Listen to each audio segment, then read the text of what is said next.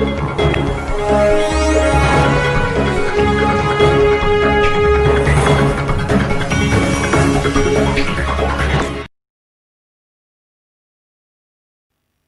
ने कहा था कि जब तोप मुकाबल पे हो तो अखबार निकालो।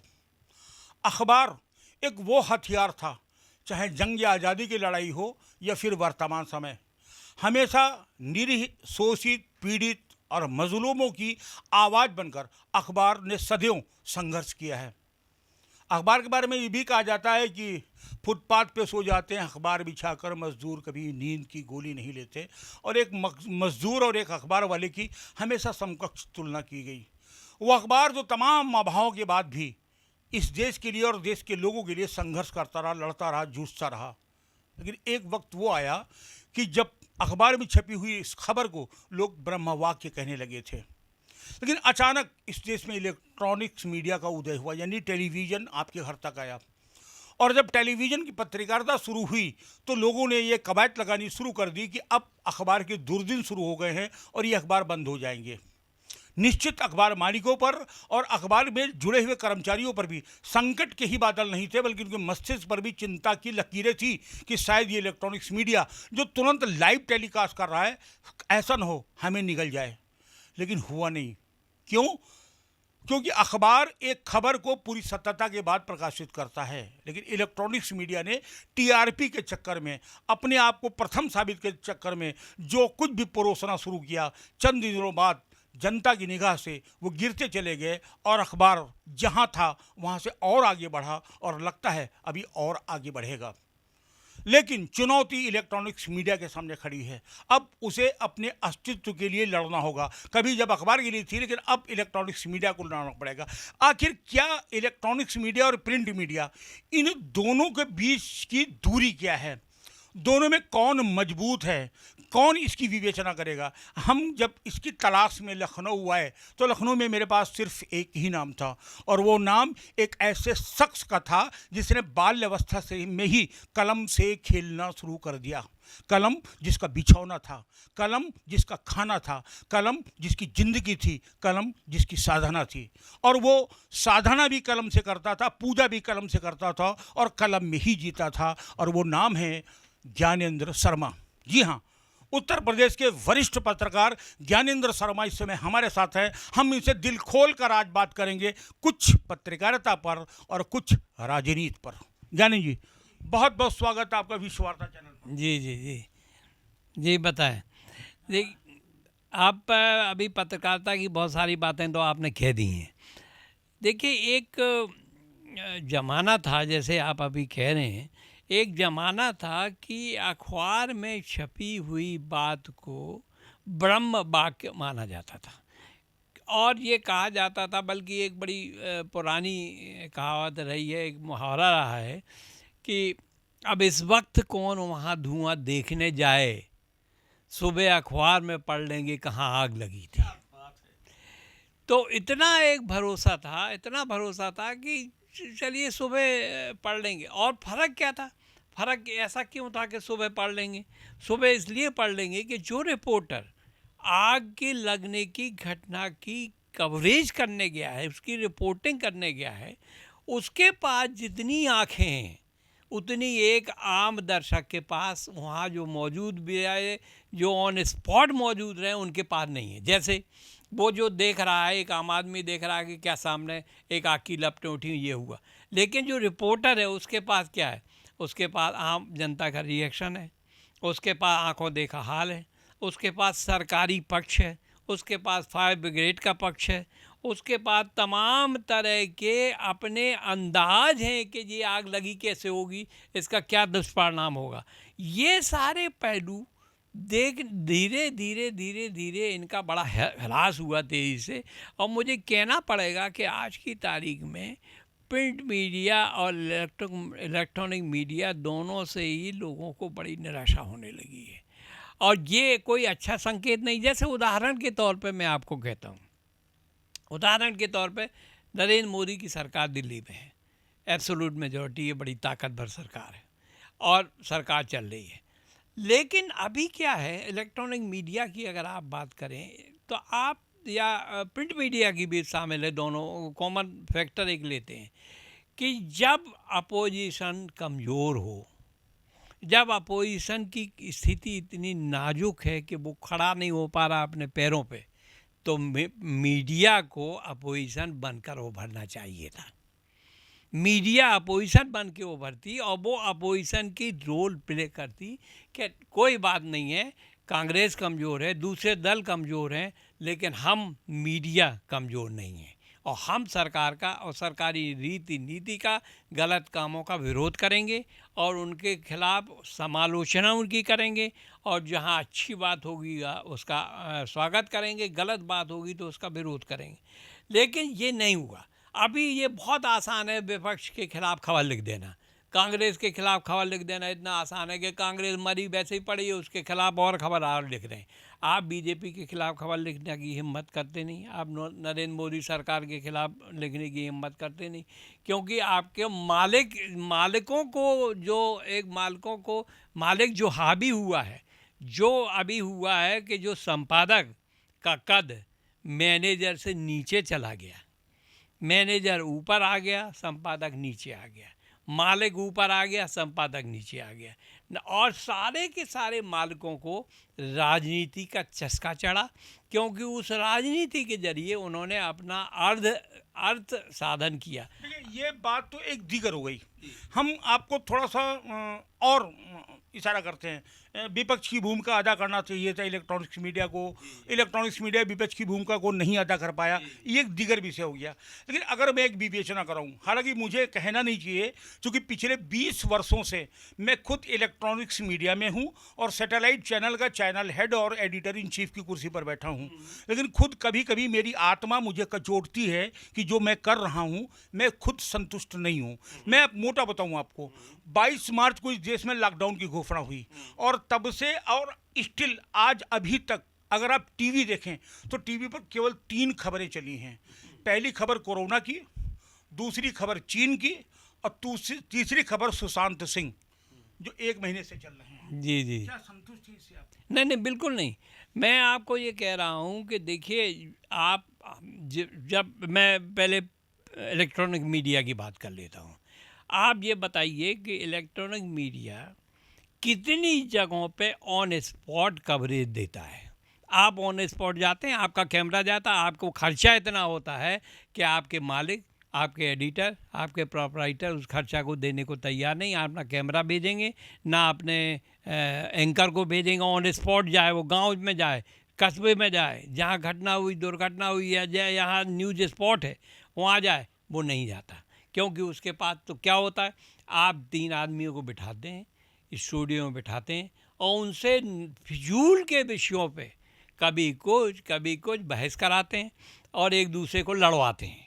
ये लड़वाने का काम एंकर लोग करते हैं आराम से, कांग्रेस से बीजेपी को, बीजेपी से सपा को, इनसे आपस में लड़वा के आप दिखाना चाहते हैं और जनता को एक बहुत नेगेटिव इमेज एक प्रोजेक्ट हो रही है, एक नेगेटिव अप्रोच आ रही है कि कोई ऐसी बात उभर के आती नहीं है। अच्छा सर, आपने पूरा जीवन लखनऊ में गुजार दिया और पूरा जीवन आप पत्रकारिता कर रहे हैं। अगर मैं भी कोई 2 मुद्दे आपको बताऊं और उसके विशेषज्ञ के बारे में पूछूं कि इसका कोई विशेषज्ञ बता दो, तो शायद 2 घंटा आपको लगेगा मोबाइल में नंबर ढूंढने में या जानने में कि कौन आदमी इस विषय पर अच्छा बोल सकता है। लेकिन हमारे टीवी चैनल में ऐसा कुछ नहीं है, घटना घटी और 2 मिनट में विशेषज्ञ हमारे पास आ जाते हैं। यही मैं कह रहा हूँ कि विशेषज्ञों की आपको ढूंढने में परिश्रम इसलिए करना पड़ता है कि विशेषज्ञों से आपका संपर्क ही नहीं है। विशेषज्ञ तो आप जब ढूंढेंगे जब आपके मोबाइल में उनका नंबर हो, जब आपसे उनसे संपर्क हो, तब तो आप उनको बुलाएंगे। आपको ज़रूरत क्या है, आप कांग्रेस का एक प्रवक्ता का, बीजेपी का एक प्रवक्ता, सपा का एक प्रवक्ता ला के खड़े कर दीजिए और उनसे खुद भी बता दीजिए कि ये बोलना है, और नहीं भी तो वो खुद ही अंट बंट कुछ भी बोल देंगे और आम आदमी जो है वो सुन के, उसकी मजबूरी है सुनना। और बहुत सारे लोग आज भी ये कहते हैं कि हमने न्यूज़ देखना बंद कर दिया टीवी की, क्योंकि न्यूज़ टीवी की देखने से दिमाग ख़राब करने से कोई लाभ नहीं है। आपका कोई, you are not gaining anything out of it. ना आपको कुछ उससे सुफल मिल रहा, ना आपको कुछ शिक्षा मिल रही, ना उसको सुपरिणाम आपको मिल रहा। ना बच्चों के साथ आप देख सकते हैं, ना पत्नी के साथ देख सकते हैं, ना परिवार के साथ देख सकते हैं। तो करें क्या? आप करें क्या? ये प्रिंट मीडिया के हालत और ये हालत, ये सब के सब हालत टोटल। अब आप ये कहेंगे कि आप पुराने आदमी हैं, आप बूढ़े हो गए हैं, तो आपको सब चीज़ें बुरी लगती हैं, और नए नए लोग जवान आए, नौजवान आए, एंकर आए, इनकी बातें आपको अच्छी नहीं लगती। तो बात ठीक है, ये बात अपनी जगह है। लेकिन आपको, अगर नए आप आए हैं, नए युवक आए हैं, नए एंकर आए हैं, नए चैनल आए हैं, तो आपको ये दिखाना पड़ेगा कि आप कैसे डिफरेंटली काम कर रहे हैं। You have to perform better. अगर आप बेटर परफॉर्म नहीं करेंगे तो आपकी कोई कीमत नहीं है मार्केट में, आपको कोई पूछने वाला नहीं है। आप अगर नहीं करेंगे तो आपका, क्यों आपको आज भी एक चैनल में नाम नहीं लेना चाहता, लेकिन आज भी हमारी उंगली उसी चैनल पे दबती है, क्योंकि हमको ये लगता है कि इनमें ठीक ठीक खबरें आती, सेंसेशनलाइजेशन नहीं किया जाता है, क्राइम और अपराध और जेब कटी और गृह कटी, इन सब को ऊपर नहीं उभारा जाता, भैंस चोरी मुख्य खबर नहीं होती। लेकिन आप इन बातों को देखते हुए जब खुद उस पर खुद अमल करना शुरू करें, तभी आप सफलता पा सकते हैं। आपकी निगाह में बेहतर कौन, अखबार या कैमरा? देखिए, अखबार की बात तो जो छपा हुआ शब्द है, जो प्रिंटेड वर्ड है, इसका कोई मोल नहीं है, इसका कोई तोल नहीं है। इसका ये पूरे वर्ल्ड में इसका कोई मुकाबला नहीं है। और ये it is believed, it has to be believed. इसके ऊपर भरोसा प्रिंटेड वर्ड के ऊपर करना है, और ये सामने आपके रहता है, आपके सामने प्रिंटेड वर्ड मौजूद है। आप इसको पढ़िए, आप सुबह नहीं शाम को पढ़िए, दोपहर में पढ़िए, आपके सामने मौजूद है। पूरे मैं तमाम दुनिया के तमाम देशों का मैंने भ्रमण किया। मैं ज़्यादा लंदन में गया तो मैं वहाँ पे लोकल ट्रेन में यात्रा करता था, तो लोग बड़े बड़े इतने मोटे मोटे अखबार और लोग छापते थे, अपने हिस्से का हिस्सा पढ़ते थे, वो अखबार वहीं छोड़ के चले कुल जाते। मिलाकर अखबार बेहतर है टीवी की अपेक्षा?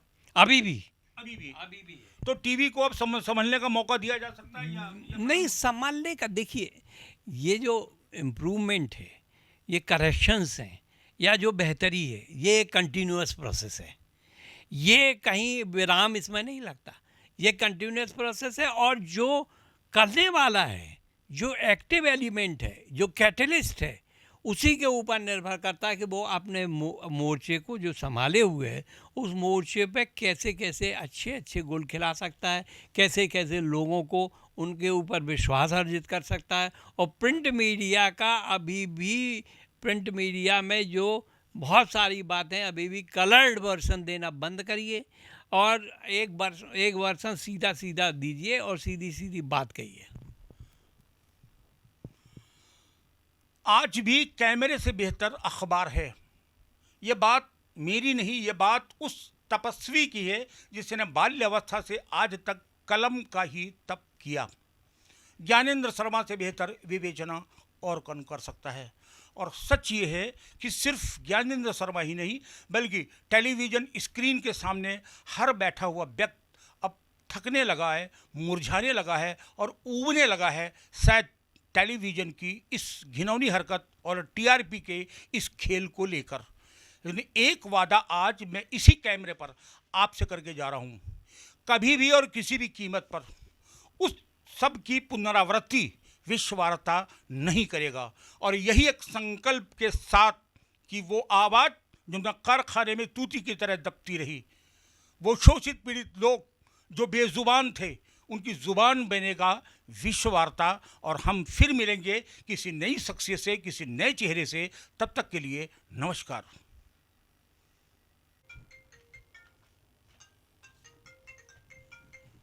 हेलो।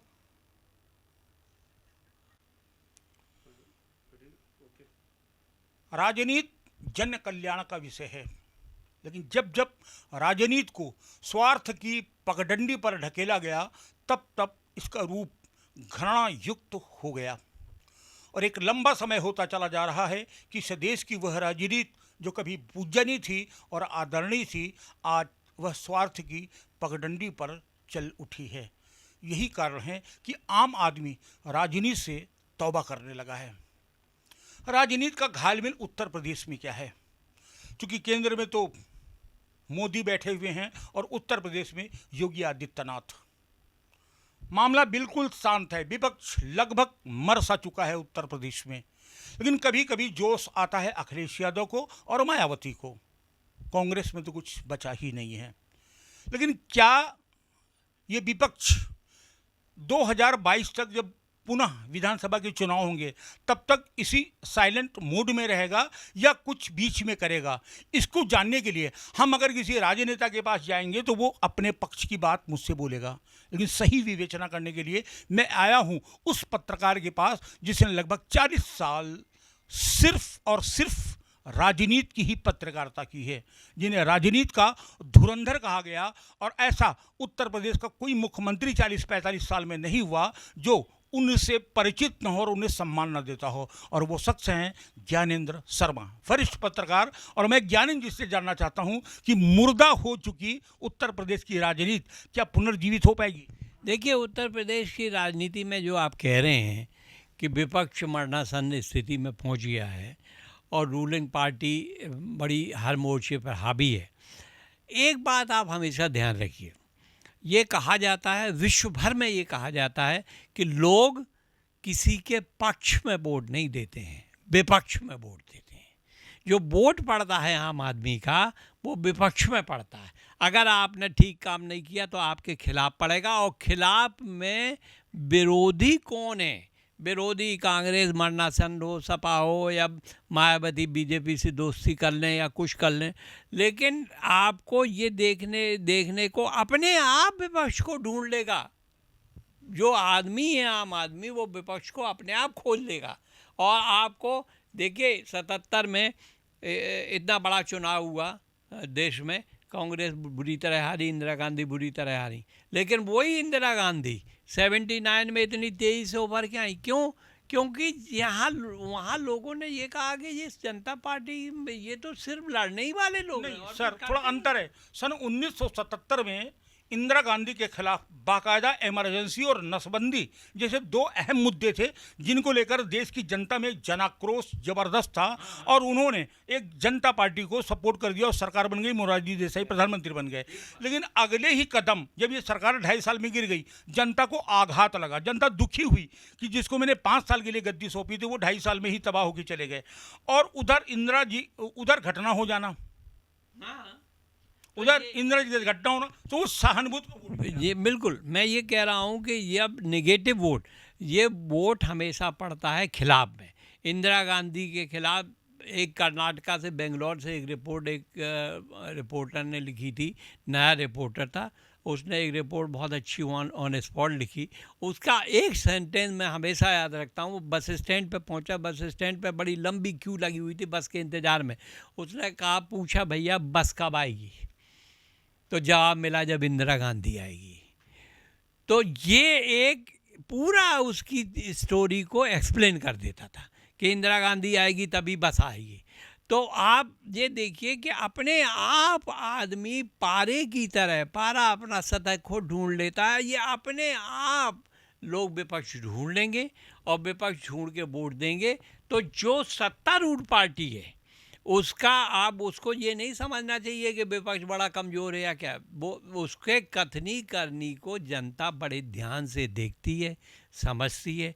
और अभी भी आप ये मान के चलिए कि जनता के विवेक पर किसी को शक नहीं करना चाहिए। जनता का विवेक सर्वोपरि है, और वो अभी भी ये बात थोड़ी मोटे तौर पर आपसे मैं जानना चाहता हूं कि योगी का जो लगभग कार्यकाल 3 साल का हुआ, क्या लगता है आपकी विवेचना, एक एज ए जर्नलिस्ट क्या कहेंगे आप कम शब्दों में? देखिए, योगी जी के सामने, जैसे अभी आपने कहा, योगी जी के सामने जो 2-3 प्रॉब्लम्स थी, उन प्रॉब्लम्स को उन्होंने बहुत हिम्मत से काम किया, अच्छे लोगों को जुटाया, सब किया।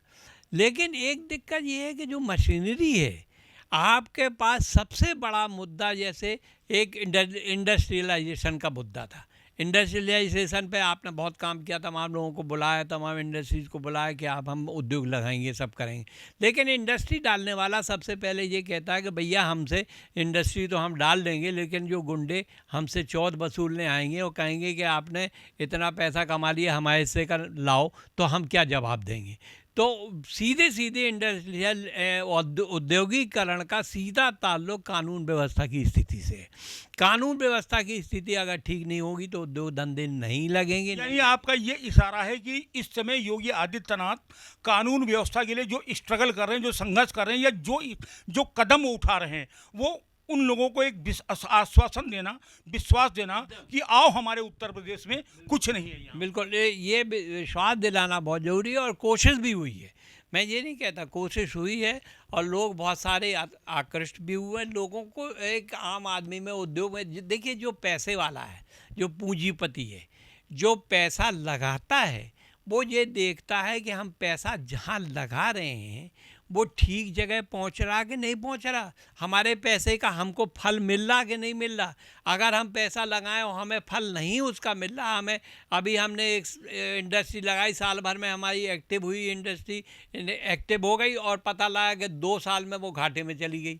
नहीं, अभी आपने कहा कि सबसे बड़ी बात है कि योगी जो उनको विश्वास देने के लिए कदम उठा रहे हैं, आप संतुष्ट हैं और ठीक कदम है। लेकिन इसी कदम में तो कोई मूर्ति लगाने लगा और कोई पुल बनाने लगा। जैसे चाहे हनुमान पांडे का मामला हो, या विजय मिश्रा भदोही वाले हों, या कानपुर का विकास दुबे, इनके कत्ल को लेकर के, या इनका जो काउंटर हुआ, या जो मुठभेड़ हुई, जो मैं फर्जी और असली और नकली में नहीं जाता, लेकिन ये मारे गए और ये क्रिमिनल थे, ये अपराधी थे, ये मारे गए। उसके बाद कुछ ब्राह्मणों का स्वाभिमान जाग गया।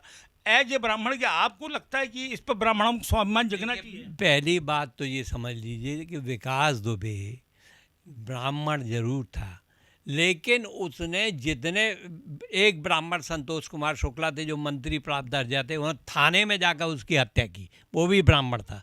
जो ब्राह्मण सीओ था, जो रेड करने गया था इनके घर पे, वो मिश्रा था, वो ब्राह्मण था। उसको आपने न केवल मारा बल्कि उसके हाथ पैर काट डाले और इतनी दुर्दशा उसकी की। तो आप एक ब्राह्मण के खिलाफ आप खुद ही एक्शन ले रहे हैं, तो आप ये क्लेम क्या करेंगे कि आप ब्राह्मण होने के नाते आपका विक्टिमाइजेशन हुआ, ये आप क्लेम कर ही नहीं सकते, आपकी हैसियत ही नहीं है। और आप वैसे भी क्रिमिनल, देखिए क्रिमिनल होता है, उसकी कोई जात बिरादरी में उसको ढांकना अपने आप को बेवकूफ़ बनाने से ज़्यादा कुछ नहीं है। यानी कि ये जो एक मामला गरमाने की कोशिश की जा रही है कि ब्राह्मणों को के असंतोष का लाभ हम ले लें, क्या इसमें सफल हो पाएंगे? वो सवाल ही नहीं उठता, ये बिल्कुल सफल नहीं होगा। देखिए एक बात ज़रूर है कि सालों में एक घटना, वो दुर्घटना जो भी कहिए आप, कि पूरा उत्तर प्रदेश, पूरी उत्तर प्रदेश की राजनीति जाति के खानों में पहले से बटी हुई है। और जाति के खानों में बटी होने का नतीजा ये है कि पूरा का पूरा वो फैक्टर एक हमेशा काम करता है और अपनी अपनी जातियां सब लोग संभाल के रखते हैं। अच्छा, चलते चलते सिर्फ एक सवाल, जब आप हाँ, चलते चलते एक सवाल, जब आप जातीय राजनीति पर आ गए हैं, तो एक तरफ यादव राजनीति अखिलेश यादव की और दलित राजनीति मायावती की, और ये राजनीति तो उत्तर प्रदेश में जब से प्रादुर्भाव हुआ तब से देखा जा रहा है।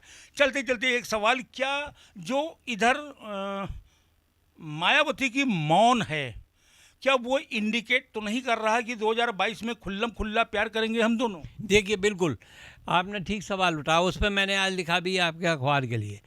आप देखिए मायावती का जो फैक्टर है, मायावती जिस तरह से कांग्रेस को हमला करती हैं और बीजेपी के प्रति मौन है, ये इस बात का, देखिए बीजेपी के साथ कभी मिलके तो जो चुनाव नहीं लड़ेंगी, मायावती किसी से मिलके चुनाव लड़ती, सिर्फ एक बार कांग्रेस के साथ लड़ी थी, 299 सीट पर लड़ी थी और 104 पे कांग्रेस लड़ी थी। हमेशा 3 बार मुख्यमंत्री बीजेपी ने इनको बनाया, बीजेपी के सपोर्ट पे मायावती मुख्यमंत्री बनी। लेकिन ये कहना आज की तारीख में कि मायावती इस वजह से है, मायावती और दूसरे कारणों से उनके इकोनॉमिक फैक्टर, उनके इनकम, उनके भाई के खिलाफ जो एक्शंस हुए हैं, इन सब के फैक्टर जितने हैं उनके चलते वो बीजेपी के प्रति नरम हो रही हैं। तो ये एक साफ दिखाई दे रहा। एक इशारा शर्मा जी का कि मायावती के कुछ आर्थिक पक्ष जिसको लेकर वो सॉफ्ट कॉर्नर हैं भारतीय जनता पार्टी के प्रति, उन्हें डर है कि कहीं ईडी उनके दरवाजे तक ना जाए। लेकिन सच ये है कि हम्माम में सभी नंगे हैं और शायद इस समय उत्तर प्रदेश में विपक्ष की राजनीति करने वाला ऐसा कोई नहीं है जो ईडी से डर ना रहा हो। बिल्कुल बिल्कुल। और ये फैक्टर जो है ये बीजेपी की सरकार ने दिल्ली में बैठ के ईडी, और जब भी देखिए कर्नाटका में देखिए, मध्य प्रदेश में देखिए, जब मध्य प्रदेश कमलनाथ सरकार के खिलाफ नो टच मोशन की बात हो रही थी तो ईडी अपने छापे मार रही थी, इनकम टैक्स अपने छापे मार रही थी। राजस्थान में जब शक्ति परीक्षण का नौबत आई तो सीबीआई और इनकम टैक्स और ईडी छापे मारे वहाँ कर रहे थे। इसके गहलोत के रिश्तेदार, वहाँ कमलनाथ के रिश्तेदार कौन है उनको पकड़िए। हम ये कहते हैं कि ठीक है छापेमारी अच्छी है करिए, लेकिन वाई ओनली वन पार्टी? कोई अपराधी जो है, आर्थिक अपराधी, किसी राजनीति से या किसी दल से जुड़ के अपराधी नहीं होता। अपराधी अपराधी है, चाहे वो किसी राजनीति में जुड़ा हो, चाहे किसी जाति बिरादरी में रहा हो। उसके खिलाफ आप एक्शन लेके ये दिखाइए कि हाँ हमने बीजेपी के लोगों के खिलाफ भी एक्शन लिया, तो पता लगा कि हाँ आप बहुत इंडिपेंडेंटली काम कर रहे हैं। वरना तो यही होगा कि आप जानबूझ के इन एजेंसियों का इस्तेमाल कर रहे हैं। ये एक आरोप कि सिर्फ एक पक्षी कार्रवाई सरकार करती है, और सवाल ये है कि ये जितनी भी एजेंसियां हैं ये सब के सब केंद्र सरकार के पास रहती हैं, और सरकार किसी भी की रही हो सन 47 से लेकर आज तक सब ने एक ही प्रकार से इनको डील किया है और एक ही ढंग से कार्रवाई हुई है। लेकिन सच सिर्फ एक है कि उत्तर प्रदेश में अब कोई ऐसा मुद्दा नहीं है जिसके दम पर विपक्ष यहाँ खेल सके राजनीति का।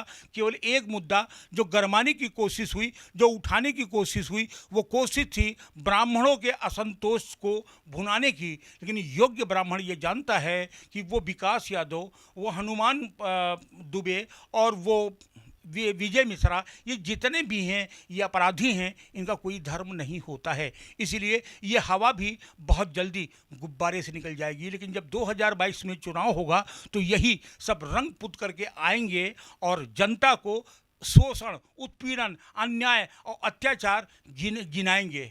लेकिन तब जनता उनसे कहेगी तुम कौन हो? क्यों? क्योंकि जब ये सब हो रहा था तब तुम मौन थे। फिलहाल राजनीति यूं ही चलती रहेगी। इस देश की जनता, शोषित पीड़ित जनता नेताओं से मांगती रहेगी। नेता हर 5 साल बाद उनके दरवाजे पर आएगा, वादा करेगा, चुनाव जीतेगा, चला जाएगा। जनता रोएगी, गिड़गिड़ाएगी और नेता सिर्फ एक ही बात कहेगा, चुपाए रहो बेटा, लई दे हों चिरैया। फिलहाल हम फिर मिलते हैं किसी नई सक्सेस से, नए अंदाज में। तब तक के लिए नमस्कार।